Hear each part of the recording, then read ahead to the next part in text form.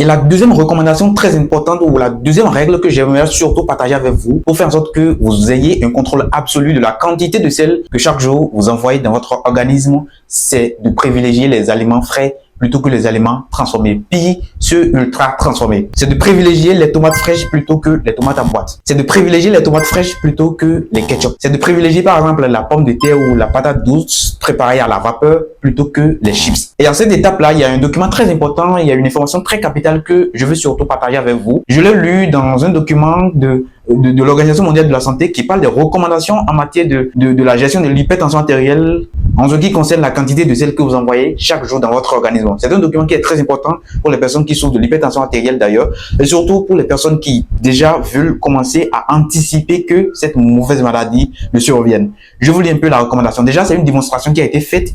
Ils ont essayé de comparer un peu quelques aliments, d'accord? Ils ont pris quelques aliments à l'état brut et on a essayé de voir en quelque sorte la teneur en sel comparativement à ce qu'on peut obtenir lorsque ces aliments ont subi un certain nombre de transformations. Et déjà, je tiens à rappeler que quand on parle du sel, c'est du chlorure de sodium. D'accord? C'est du chlorure de sodium. Il y a le sodium et du chlore qui sont ensemble. Quand on prend 1 gramme de sodium, vous avez 2,5 grammes de sel. C'est pour ça les industriels, ils sont très malins. Je vais en revenir tout à l'heure. Et donc, ils ont essayé de comparer quelques aliments. La première comparaison, elle a lieu sur la patate. Donc, lorsque vous prenez par exemple 100 grammes de patates, d'accord? 100 grammes de patates fraîches, vous avez à peine 4 mg de sodium dedans.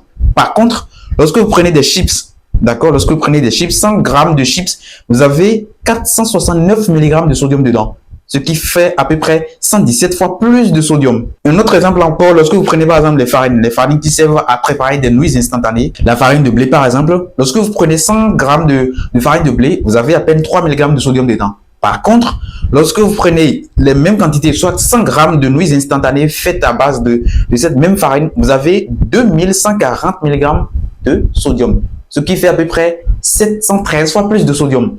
Un troisième exemple encore, lorsque vous prenez les tomates, d'accord? 100 grammes de tomates, c'est à peu près 6 mg de sodium.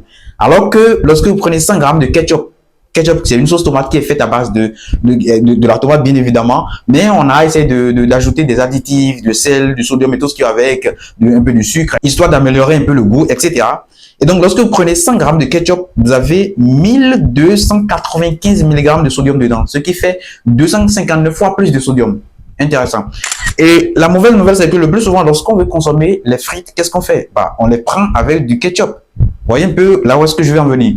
On essaie de bourrer son organisme avec du sodium. Une chose est sûre, lorsque vous avez des habitudes alimentaires comme ça, je le dis, je n'ai jamais dit non, ne consommez ou ne prenez jamais des aliments transformés ou ceux ultra transformés. Non, ça doit être juste à volonté, juste une fois en passant. Mais du moment où ça devient votre habitude, tous les jours, vous devez forcément prendre des chips, que ce soit à base de la patate, à base des bananes plantains et tout ce qui est avec. Sachez que vous êtes en train de bourrer votre organisme du sodium. Une chose est sûre, je le dis très souvent, à 20 ans, vous avez le corps que vous avez hérité, mais à 60 ans, vous avez le corps que vous avez mérité.